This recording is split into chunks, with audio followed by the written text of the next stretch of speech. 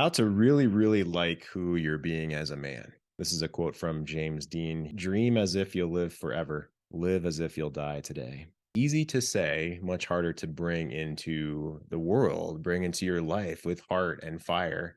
We're going to talk about that today. We'll speak about security, fun, and growth, how to know your edge of practice in these three areas. Put simply, security, fun, and growth are ways you can gauge your path as a man, where you want to move next. Where is your edge? What are you trying to do? How do you think about security within your own self, fun within your own life, and growth within depth and expansion? We'll talk about that today. Here, of course, on the C Note Show with myself and Cynthia Cruz, you want to learn how to love and lead with Mojo like a king. She wants safety, inspiration, and sexual leadership. So, how do you avoid mistakes and learn to grow your own skills as a man, grow your skills within yourself when you turn your shoulders toward the world, and grow your skills when you're in relationship with your woman? That's certainly what we talk about here on the C Note Show. So, Cynthia, I'm going to start us off how to really, really like who you're being as a man from an excerpt from The Way of the Superior Man by David Deida. It's a book that we utilize a lot within our, especially our one-on-one coaching and our advanced groups, our private membership groups. I would not recommend this be one of your first 3 or 4 books. This is usually down the road, book 5 or 6, maybe even book 10, depending on where you are within your journey and how deeply you can feel into your own sense of worth. You must feel your own sense of worth within a man, and to be able to jump into this book. And that's why we're going to talk about this today. This is where we are for this week on the C Note Show.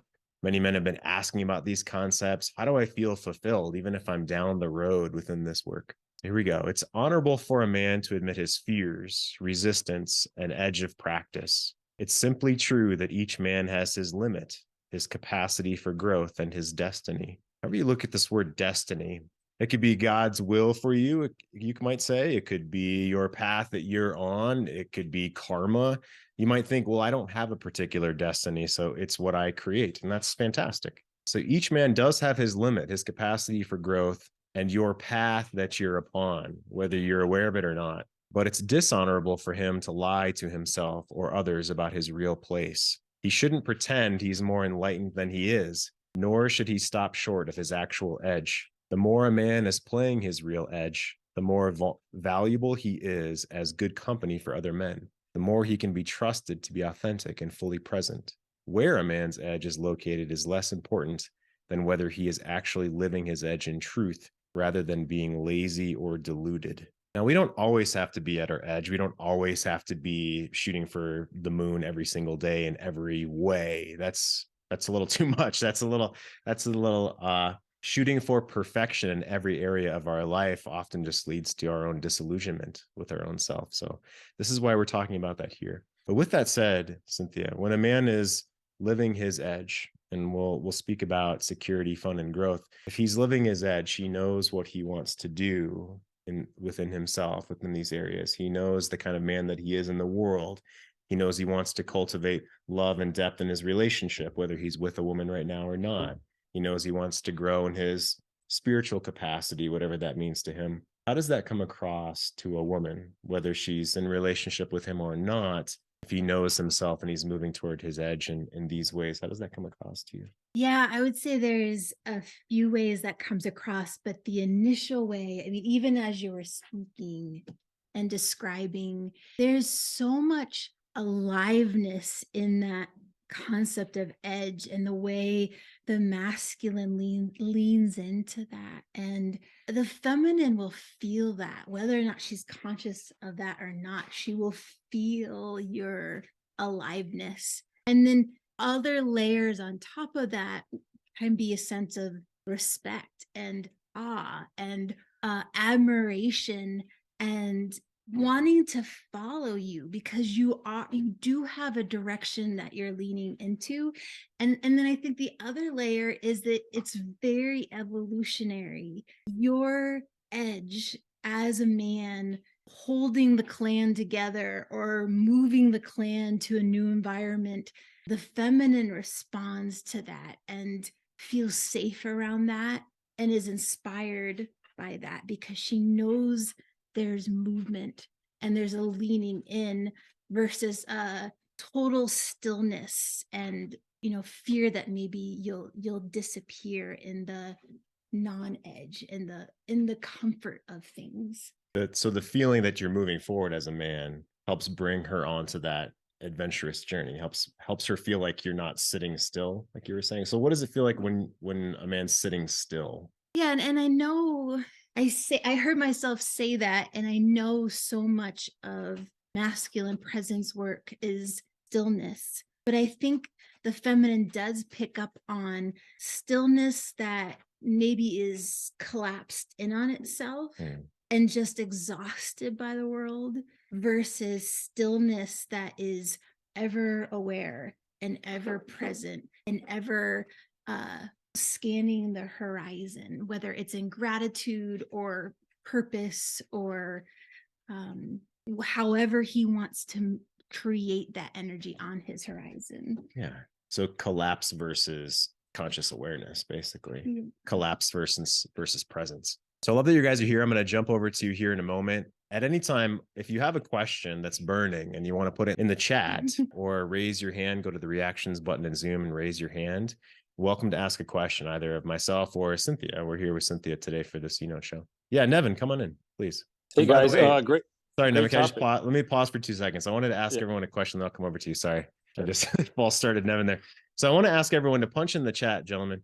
Which of these 3 areas do you have the most challenge? In other words, where do you feel you are potentially collapsed or you're not living up to your own desires, your own vision?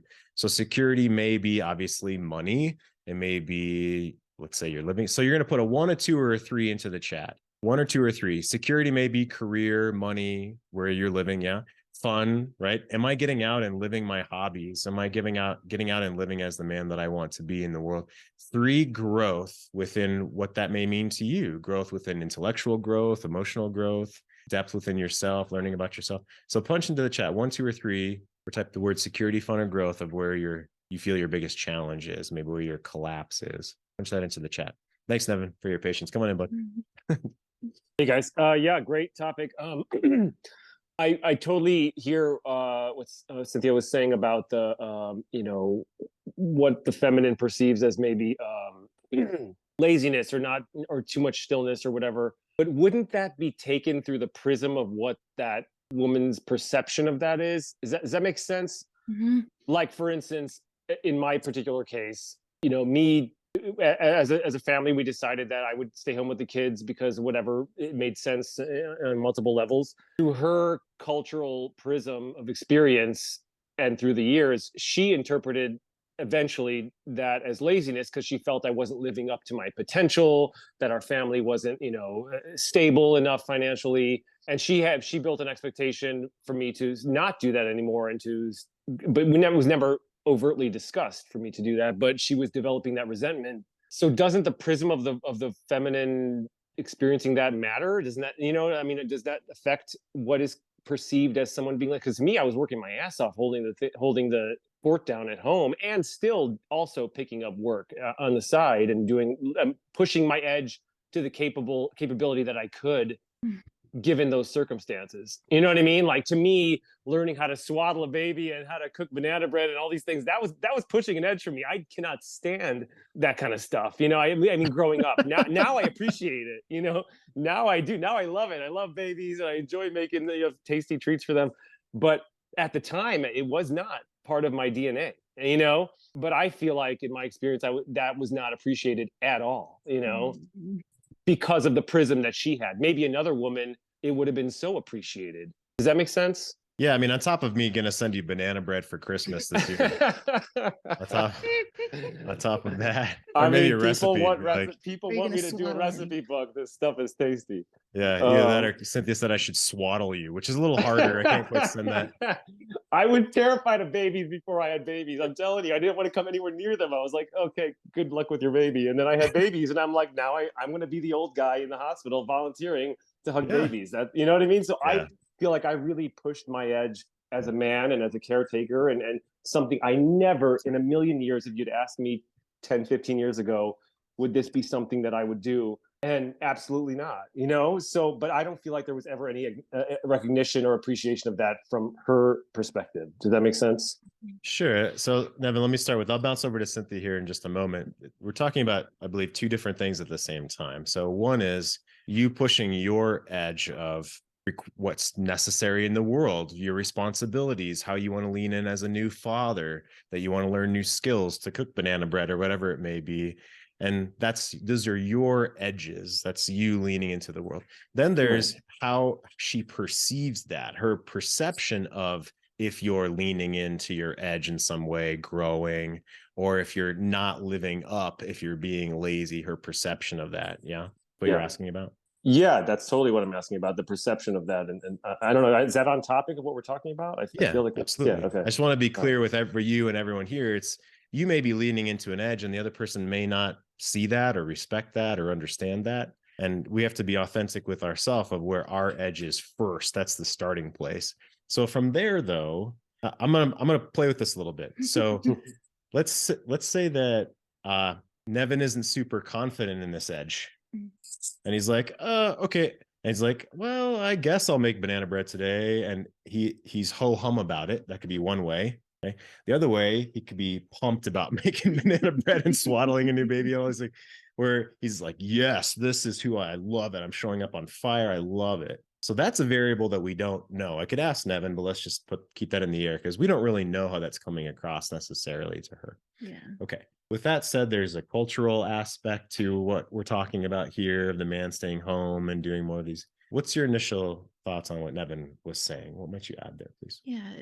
And Evan, I'm so sorry that that's the feedback you got. And I so could resonate with what you were saying of someone else's perspectives and that feminine mindset that if, heaven forbid you're sitting still, there's laziness there. The thing that did hit me was if I think about masculine edge and I combine it with like there's excitement and fire to it, that feels different than when I think of masculine edge when it's like, "Oh, there's a lot in this day and there's a lot to learn." So there's a little bit more of this is work, this is tough. And I don't know if that resonates at all. And we're human, we have to have both. But it did make me think of that excited, that pumped up feeling that the masculine like so winds and fuels his edge with at times. So Yeah, yeah, and come on. yeah, that totally makes sense. Yeah. No, I think you definitely pinpointed something. I mean, and I've admitted this, and I've in some of the other groups and stuff. I've talked about that. I did after a while, after that kind of like excitement, kind of, oh, this is interesting, this is new. I'm excited to dive into this. I got this. After a while, it did wear on me, and I did fall into that kind of martyr victim vibe. And I understand. I totally get how that played out and the effect that had on the dynamic and the polarity and whatnot. So I guess I do understand how that can affect it, but it still felt like even the fire or passion for something that was more of a domestic edge, as opposed to maybe like going out and fighting a saber toothed tiger edge. Like there's a difference there in the perception of that. I think culturally that is I don't know, it's been kind of shocking to me to understand that. I don't know. I guess if I was like super passionate about it and I guess there's a way I could have done that maybe would have been better, but I don't know if I was capable of that at the time. And that is what it is. Yeah, absolutely. That makes sense now. So what are your impressions of, I don't want to get off too much on a tangent on cultural expectations, but more of polarity, unspoken, unconscious. We don't learn these things. It's 50-50, right? Well, then when we split duties, it doesn't seem like she's inspired by us baking banana bread necessarily. This is part of what Evan's asking here. So with polarity in mind, what do you see? And let's circle it back to the man's edge. Yeah. Mm-hmm. We'll circle it back to you as a man in growing in your own security in life, in fun in life, and in growth in life. That's the goal of this call here today. So with that said, and the unspoken polarity, what do you see that women maybe ask for that they end up not really wanting, or that they collaborate on, but that kills polarity? Yeah, that's such a good point about the cultural mindset too.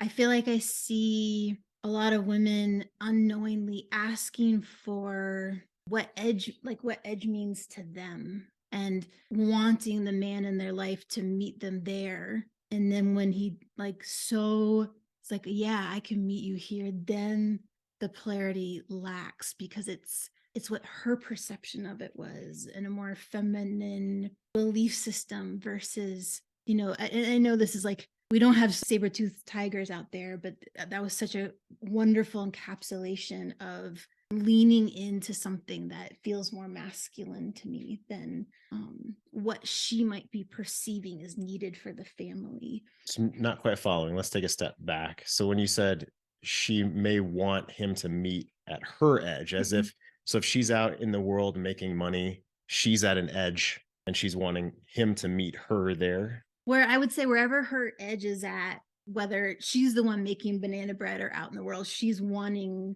him to meet her there. And it's never a polarizing thing, because it's a neutrality meeting where she can judge it as good or bad. And what she's really seeking is your own flavor, your own movement, the edge that's for you. So give us a couple of examples. So an edge for the feminine has much more to do about relationship, and a lot more to do about value and status, in that she's seen and heard and understood, whether it's out in the world, at a job, or at home. The difference then, I would say, is masculine is more pressing out and making different kinds of waves, different kind of movements, whether it's in his work or home. And it's not so much about being seen and heard and understood in what he's doing. Okay. So from there, then, in Nevin's example, if she's wearing the pants, so to speak, if she's out in career, then her edge is more like masculine accomplishments. So let me take a step from there. If she comes home and she's in this masculine shell, this masculine shielding, these accomplishments, and she turns and she sees her man joyously swaddling a baby with banana bread crumbling out of his, in his beard, right? But she isn't necessarily turned on by that. She isn't necessarily enthralled by that, because she's been in, let's say, a masculine edge. And what we're wanting is to be able to cultivate her into more a feminine edge. And so, Nevin, part of your point and part of what we're talking about is it takes masterful skill to be, and I homeschooled my son half of the years of all the years he went to school. And some years I was working part-time and I was home a lot of the time, and I cook. I'm, good in the kitchen. I was a chef when I was younger, things like this. So I can relate to that, definitely. Part of what we want to have skill with as a man is, no matter what you're literally doing, do you feel you are growing in? So if I feel secure within myself that if I go to the grocery store, I know what the hell to buy to make meals for this week. And if I don't know what to buy and I don't know what to buy, I'm going to feel insecure when I go to the store. So I'm going to feel insecurity. Or if I don't speak with my woman who maybe makes more money than me about our budget, and I'm not involved in the finances, and she, quote, just pays the bills, or I just let her handle that because she's better at it, or I don't want to have an argument about it. So we avoid talking about finances. We become insecure about the finances. If we're just relegated to a stay-at-home dad and we don't plan weekends for ourselves, or get away with guys a couple times a year for a long weekend or something, like get out into the nature by ourselves, well, then we're not really having fun, and we're not growing in that way for our own self. And if we're not learning about our existential philosophy on life, what does it mean when our kid tells us we're an asshole when they're 14 years old and we feel like the biggest piece of crap in the world? Well, that's part of his growth too, is to test boundaries. So all of our life can't just be in the silo of being a father. And that's where a lot of us fall into mistakes, whether it's the silo of career or it's the silo of being a father. We're not actually pushing an edge for ourselves. It's kind of an edge with the child. It's an edge within the family, and not so much of ourself. That's what I can relate to that. That's what I'm feeling, Nevin. I appreciate that. Just brilliant what you just said. Love it. Great stuff. Cool. I can relate to you. Yeah, absolutely. Yes. So how's this hitting another man? We've got 20 guys on here. Awesome to see you. Zach, good to see you. It's been a while, buddy. Andy, see you guys came in. A bunch of dudes came in. Aaron came in here. Chris is here. I'll take a look at the chat. Who has a question about what we've spoken thus far, or for Cynthia, since we're on the Sino show here today? Unmute yourself. Coming in. All right. You mind if I go? Larry, go for it. All right. I'm home today from work, guys. I have the flu. I feel like crap. So if I You want look a some little banana bit, bread? Nevin can send it right over. yeah, I don't know. I need some Gatorade and and some Advil. And I don't swaddling. miss work. I don't miss work often. I mean, seriously, I missed like 2 times in 25 years, and this has been yesterday and today. Sure, Larry, whatever. Anyways, what if you overdo these things? All three of these. I would say I'm pretty strong in security. The fun part and growth has been what I've learned the last couple of years going through this process of growing to become a more mature man. And what if you're just too much energy for your partner? And I've been told that. Steve told me that one time. He goes, dude, her energy level is not what it once was, or maybe she was a closet introvert and pretended she was an extrovert like you and kept it up for a while and finally realized she can't do it. So all of those things, especially like fun. I'm like, one of the things she told me when I met her, she's like, you do something different every night. One night you got softball. The next night we're going to the Pirate game. Then in 2 nights you got to go give a CE meeting. Boy, when does this slow down? I go, I don't know. That's what I've always done. That's my life. I mean, and she told me I admired you for it once upon a time. And then later I found out she got to resent me for it. That was one of the things that she got frustrated about. I feel security about finances and the job and where I've gone professionally, and that's fine, and I'm continuing to do that. The growth is coming. I would say that was third. That's why I put three in the list. But could you just be too much energy for what she's able to keep up, her own emotional energy to keep up with you? It's a good question. So, Larry, let me ask, were you trying to channel every activity through her or with her? Like you needed her to be with you, needed her to be your cheerleader? No, no. If anything, I got accused of doing too much. Oh, tonight's the Pirate game. You're going with your buddies. And then Friday, you got blank. You're taking our kids to here. Or there's a Little League tournament. You're going to there with our sons. So, no, I would answer that question. No, if anything, I didn't do enough with her, she said. Okay. I was too So busy was doing it my own thing. okay? And so it sounds like the challenge was the connection and relationship, or the time, or the efforts within the relationship. Is that what you'd say? Yeah, and it'd be like, hey, I can. You ready Thursday? I go to dinner with you on Thursdays. Does that work for you? I don't know if I'll be ready Thursday or not. I go, that's my opening. That's my window. You do it in or out. I was that asshole. Sure. That's the spot I got for you this week. You want to go to dinner or not? I see how Okay. that graded the wrong way. It was almost like she felt I'm getting fit into his schedule, both professionally and even what I do with all our kids. Sure. Okay. That's a great question. I'll press pause on you, Larry. Thank you. So what Larry said is not necessarily bad. It's not necessarily bad that he has a busy life and, hey, I've got one evening this week kind of thing. However, obviously that's not been fulfilling for her. She grew to resent it. So what are your impressions of what Larry's saying? Can he overdo his own life? And what does that mean for her when she's feeling into or thinking about the relationship?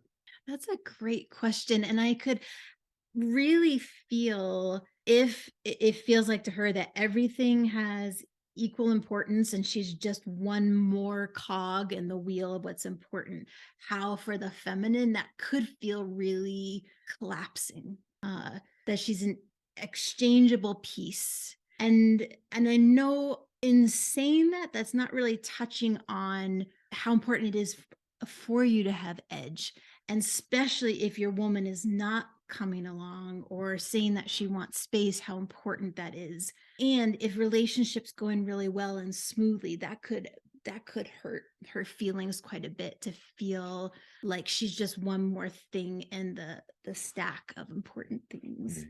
Yeah, Larry, coming in. So unmute yourself again for me. So if she's just one more thing, and I'm going to pick on you a little bit.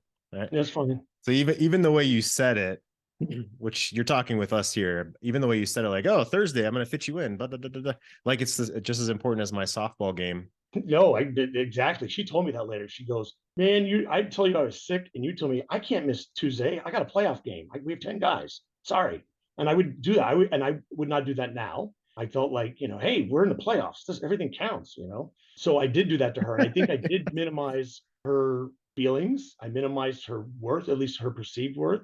I mean, she meant a lot to me. And, we're separated here, but I've told her that. I've tried to make up for that. But like you said, you can't, what does Steve say? You can't talk yourself out of what you behaved yourself into. Yeah. Yeah, I was a pretty good example of that. And so I did feel like I look back now with all those things and doing that, it would minimize her. Or if it was like a work function, hey, it's the work Christmas party. You want to go? She goes, that's everybody from your work. I'm like, yeah, but that's how we make our money.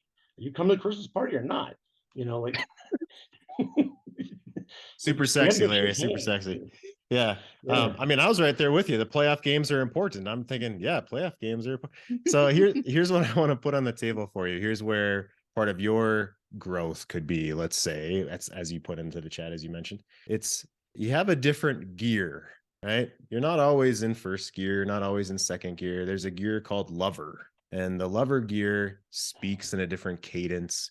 He uses different words, and his lover gear, his lover energy is only for the one woman he's intending that to be with right now, because relationship is sacred to you. It's deep, it's pleasurable, it's adventurous in and of itself. And so you have a different gear. I would encourage you to practice, or any man. So when you're speaking with your woman, it's a totally different vibe. It's like if she were your lover, your mistress, if you just started dating her 2 months ago, and maybe you'd say, "Hey, I got a playoff game Thursday. Sorry, sorry, chica." Maybe you'd still say that, and that's fine. However, if she just feels like she's this replaceable piece because you talk the same way to her as you do every other moment of the day, how's that landing for you, Larry? Yeah, go for it. I would agree with you. I think I'm on a work energy. She said sometimes you come home from work, after dealing with 25, 30 clients a day, and it was just like, boom, like you're still on client mode, and I'm not one of your clients. What she told me one time, I'm not one of your employees at work, Larry. Don't talk to me like that.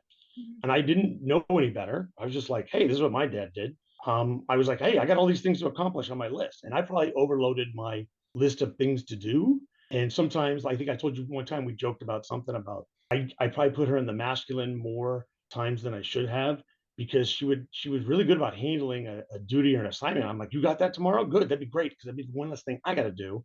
It might have included, we joked about this one time. Hey, you're going to cut the grass tomorrow? That's awesome. I got a playoff game. So, and I think you burned me about 4 months ago for letting her cut the grass. But yeah, so I think I did that, and I didn't slow down enough to say, "Hey, tell me about your day today. What happened with the kids?" Because she was home with the kids at that time. Did you have to run up to the school and bring somebody their cleats because one of my kids forgot something, or did you have a PTO meeting day? I didn't do that enough. I've tried to do that lately and ask her how her, she went back to work, about how her work going, and tell me about it. And sometimes I think I told you this, sometimes it catches and she'll talk to you for 15 or 20 minutes.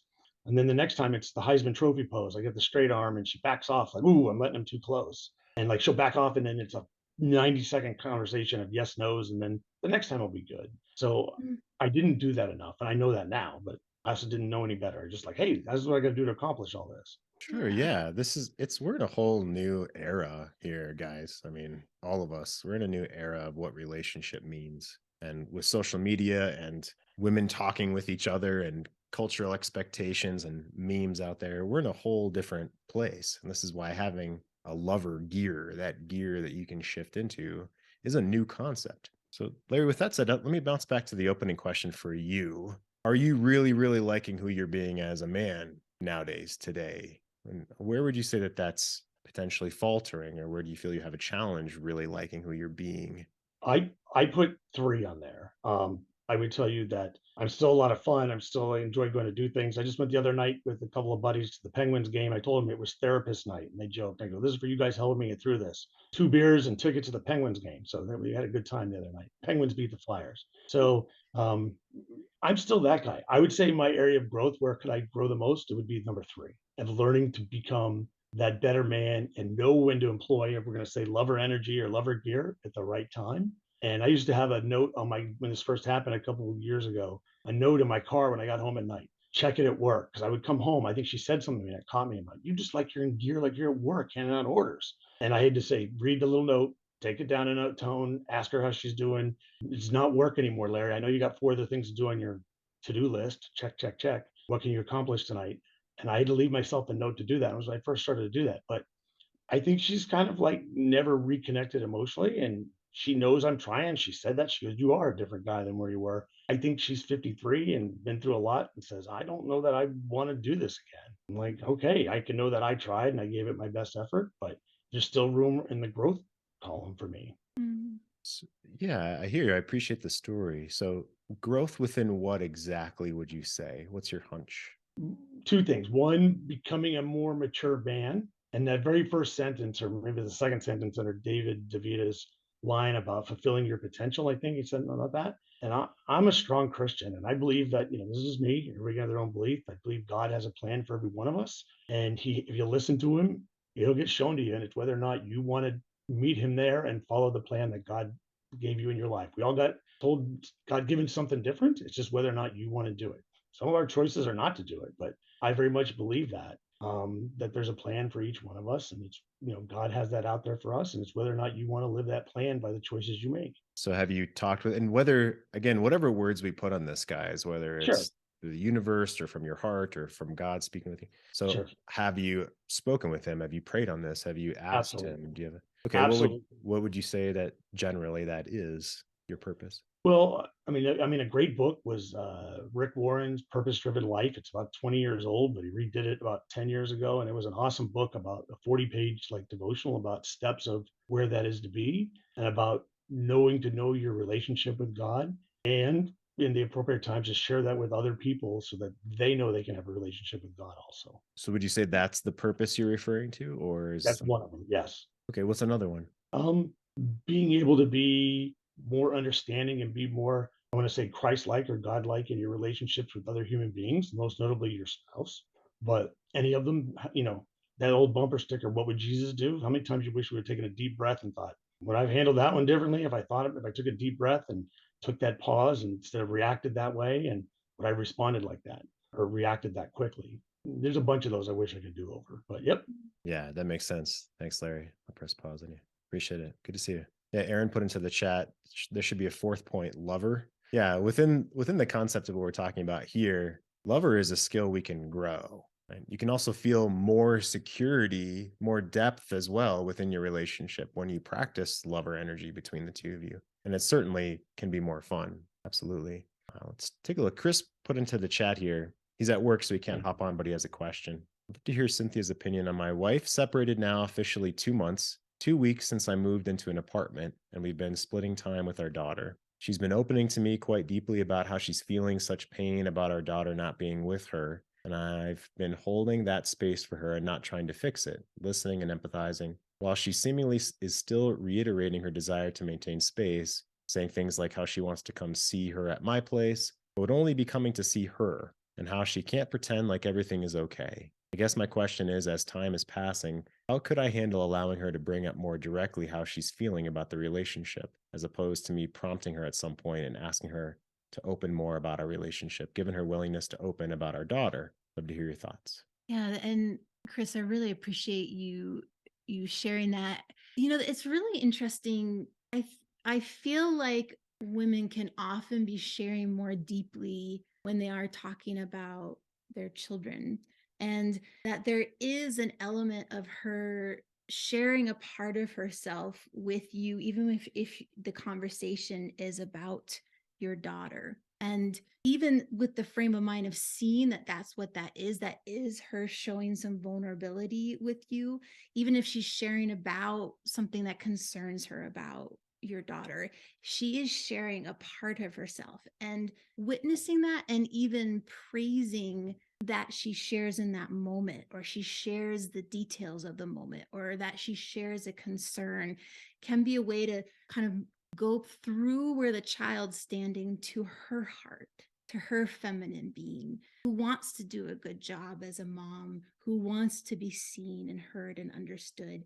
And sometimes that's the magic door to then her sharing, even using her own word, I, about myself, and being more vulnerable from her heart. Yeah, very cool. That's really well said. So, Chris, that's a way to touch in to her, but to ask about the relationship is different. And so I would ask you, this can be a back and forth if you're able to come on to the KLP. Chris, I know you're in KLP. That's our private membership calls on Wednesdays, guys, for those of you that aren't in there. If you want to know about that, ask me about that. But the relationship itself, where would you say that your edge of practice is, Chris? Security fund growth for you, regardless of the relationship, because that's going to be the core of my answer to you as a man. Cynthia had a great insight that when she's speaking about her child, that's already her opening herself in some way, but you're asking about the relationship in particular. So if you're not leaning into your edge, then that is the next step. There is no step of asking her about the relationship at this point until you feel like you're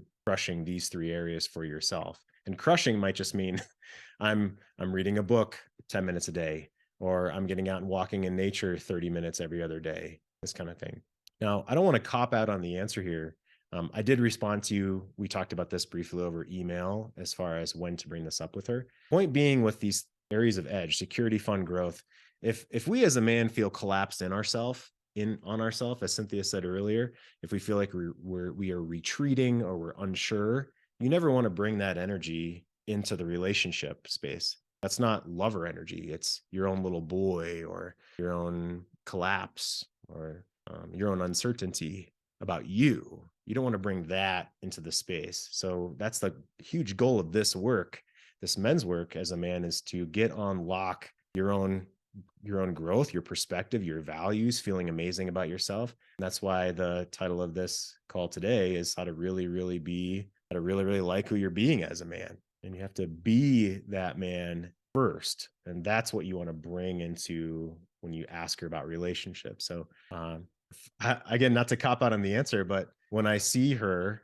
I would not be bringing up relationship when she's dropping off the kiddo or dropping off your daughter or picking it up. I would not talk about the relationship at all at that time. What I would do is, if she's opening, I would ask if she wants to come over for coffee, something different, something special. Would she like to come over for coffee for 30 minutes this Sunday? Would she like to go for a walk on Thursday and see the sunset? Something like that. And if she says yes to a more intimate connective moment, that would be more appropriate to bring something up. I'm not going to talk about how to do that here on this call or what, but no, I wouldn't kind of ambush her when she's dropping off the kiddo and ask her about herself, like Cynthia was saying. But I wouldn't be asking about the relationship necessarily in those drop off times. Just followed up in the chat. I truly feel like they're all in a good place. If I had to choose one, it might be growth, but even with that, it's in a good place. I think it's kind of slightly frustrating point. Yeah.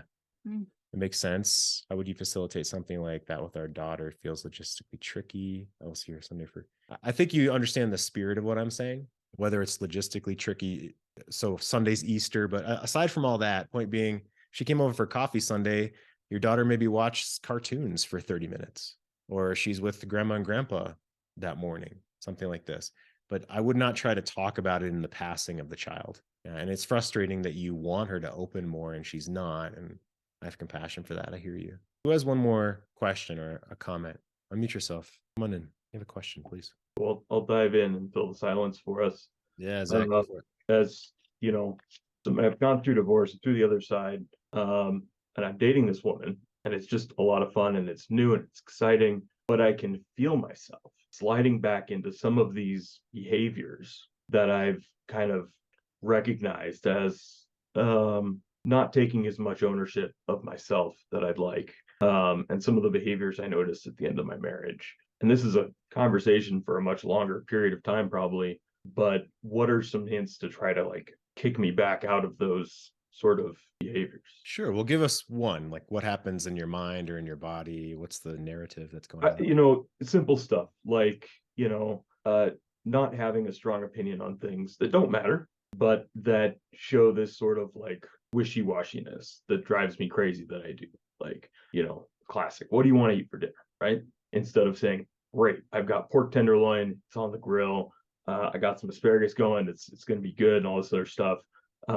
Just sort of having that lack of rudder, I guess, so to speak. Okay. So your question is how to not do that so much, how to be aware of that? Yeah. Just like, what do I do when I notice myself diving back into some of these old behaviors to sort of just like kick me in the ass and move me forward? Sure. That's a good question. I feel there's like 3 different jokes I want to make, but I'll just go right into the Tyrell. You're aware of it. Are you aware of it in the moment? No, I recognize it like a day or two later, not even a day, like a couple hours later. I'm like, shit. Okay. Yeah. The habit of when you're asked a question to answer on just unconsciously, to have just a reactionary answer response is a practice. And you have kids, right? How old are your kids? 5, 7, and 9. So they never ask for anything, right? They're always asking for something, I'm sure. Okay. So this is an easy place to practice is with your kids, because they ask you questions so often, is don't answer immediately. Don't say yes, don't say no. We usually have a knee-jerk reaction to say no. So don't answer immediately. That's a good question. Let me think about that for a minute. And even if you know what you want to say, go back into yourself. Why do I think this? And then same thing with your woman when she asks you a question. Part of my joke was to say, like, I could be harsh about it. Like, it dries up her pussy when you answer too fast and you don't give a shit.